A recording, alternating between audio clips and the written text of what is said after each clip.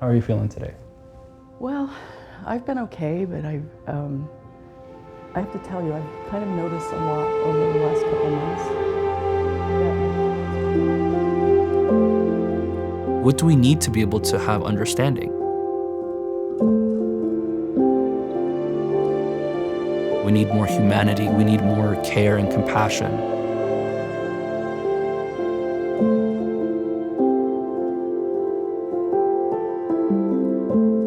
And when people start to do that, we might be able to see a very different world today than we are living in right now.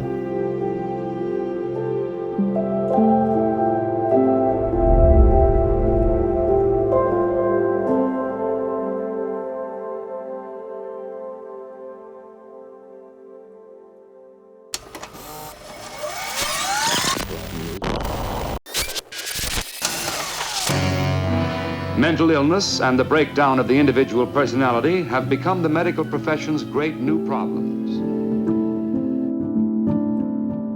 Psychology from the mid-1800s pretty much through to 1970, it was a minor field.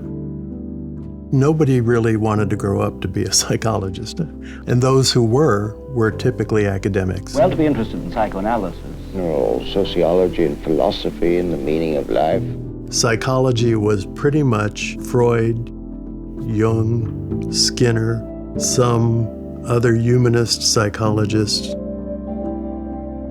But they're all focused on defining what they would consider to be mental illness. Who contribute special skills and knowledge to the diagnosis and treatment of mental and emotional disorders. There was no such thing as short-term therapy. No idea of there might be people in the world who just needed some short-term help.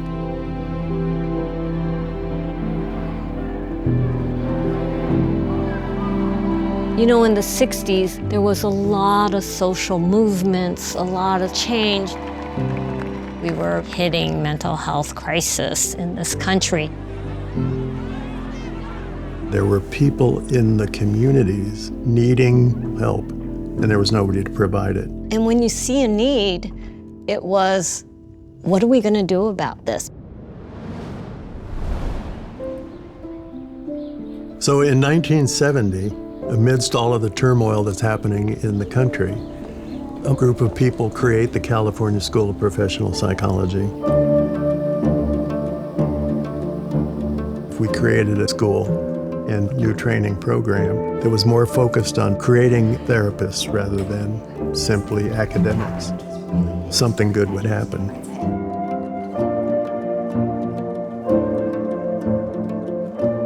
But if the only training model available is one that is based on white European thinking, it's not going to work. That if you don't take race into account, if you don't take culture into account, if you don't understand you're in a paternalistic society, a whole range of those kinds of things, you can't create solutions for people who are living that on their daily basis. You have to have multicultural perspective, and then you have to begin to fill that with people who come from different cultural backgrounds.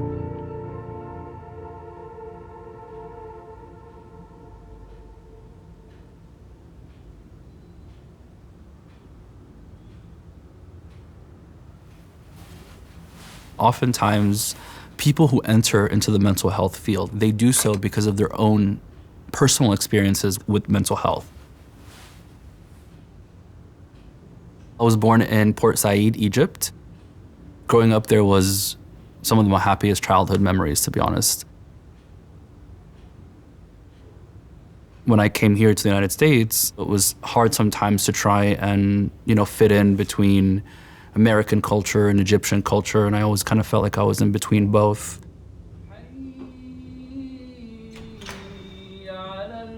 People really experienced a lot of difficulties in acculturation and adapting to life in this country.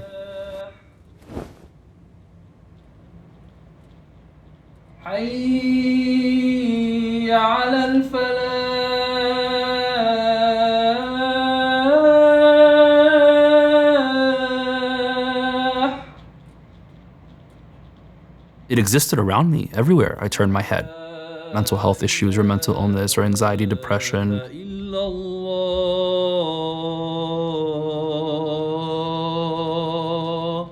And people didn't often talk about that suffering. All they did was just sort of say it's, God is testing us.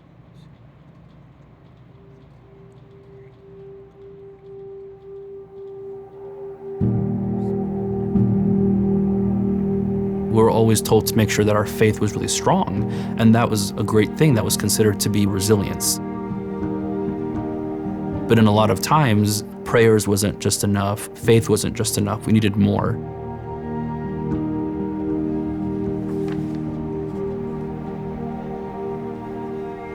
I wanted to be part of that change. I didn't want to continue to perpetuate the stigma and continue to sort of sweep mental health under the rug. That would be wrong. I really wanted to, I think, challenge myself in a way to find out how much of a difference that I can make. And that's where my decision to go to Alliant really was beneficial.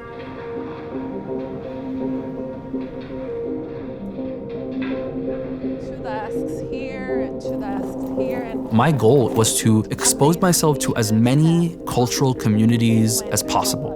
What is our ethical duty in being with others? What is it that is important for you to embody in your own life, but also in your own profession? I realized that not many universities, if any, actually offered the emphasis on multicultural and international psychology. Multiculturalism was interwoven into every aspect of Alliant's education. Having a psychology workforce that's more representative of the clients that we're working with, right? Valuing humility within all aspects of the field, whether it's within classes, whether it's at practicum sites, whether it's internship. All of the people that I worked with were extremely supportive of me getting in touch with that part of my identity, both culturally and also professionally. Okay, everyone, so thank you so much for joining me. It was a pleasure to be in conversation. It was because of that that I really started to realize that all aspects of my identity were important to who I was and who I am.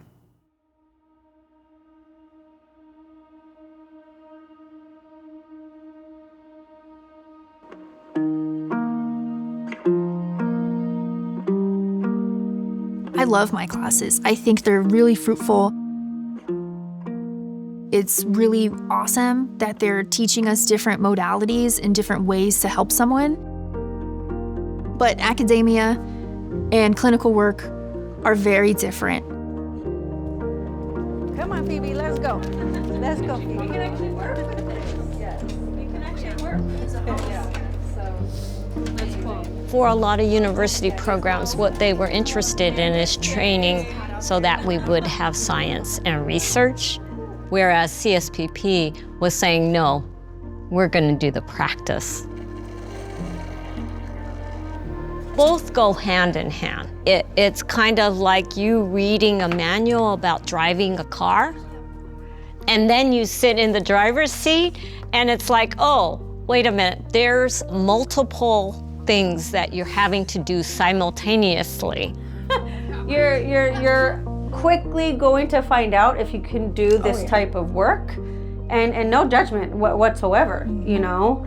But as long as your why is clear, my why has always been clear from day one. For me, and what I see in you is that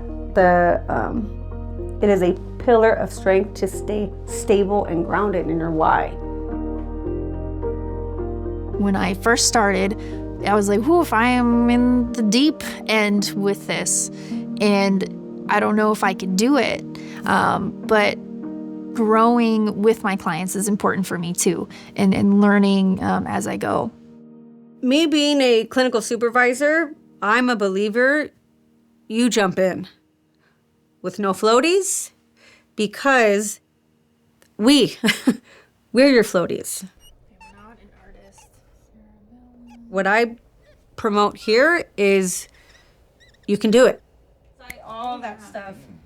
All right, well, Kay, you're up. Let's do it. Kay's going to be going over trauma in the brain. Trauma changes things on a neuro level.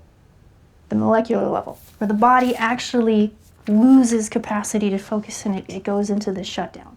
When we have an amygdala activation, when our body goes into this fight mode, right? That's the, whoop, I gotta get ready, I'm on guard, there's something happening. When this is online, this isn't. It's off. It's off. It shuts down. When you are in an active crisis, you cannot think clearly. So we look at the way we responded to that and we're like, man, I could have done this. Why didn't I do this? And you blame yourself, right? But what are your thoughts? Any questions? Any comments? That was a very eloquent way of explaining exactly how, you know exactly what to do and you didn't do it. And then having guilt about that afterwards. But yeah, that's pretty spot on. It's, your mind starts to think, what am I good for? You know? Yeah. And through therapy and finding your purpose again. And one thing I learned, when you're dying, right? When you think this is it, the only thing I could think about was my wife and kids. Yeah. That is my purpose. Yeah. Right. Resiliency is, y'all are seeping with resiliency.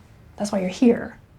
But I thank you for telling me your stuff. All right. Anything else, you guys?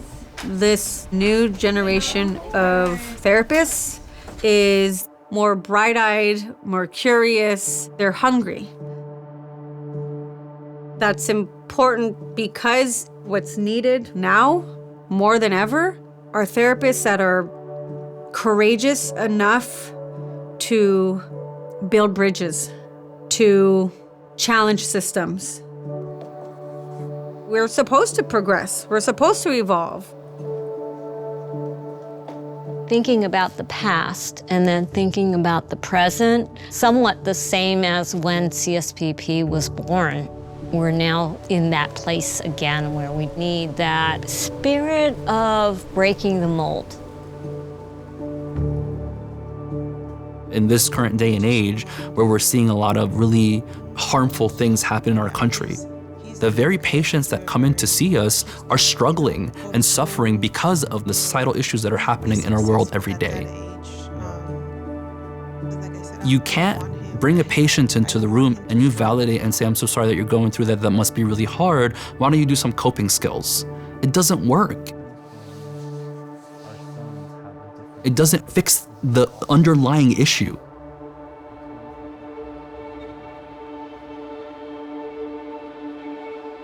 It's time for us to really use our experiences as therapists, as psychologists, as professionals, and say, we have a responsibility to fix the world.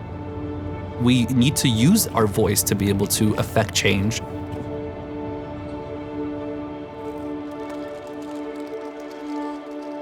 Whether it's through policy, through activism, through advocacy, through research, through publications, that is our way. ¿Cómo estás? Ahí tengo pollo y arroz. Okay, de nada. I think we have an ethical responsibility to try and change those things that are contributing to the issues that our clients face. Yes, we can help this one person individually, but we can also help their family, and we can help the community. We can help with outreach. We can do focal groups. We can do seminars. We can make things cost effective. We can make things free. It's a forever ongoing process of continuing to grow, continuing to evaluate what are the needs of the people.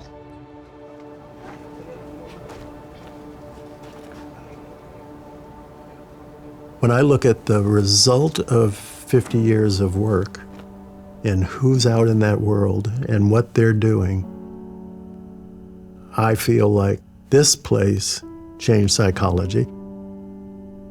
It's part of the DNA. That's where I think the future lies, is in many ways doing what it's always done. Somebody has to step into the unknown. And once you're in the unknown, you pull people into it. So you need to go into the darkness and you need to create your own light, and then you need to pull people into it.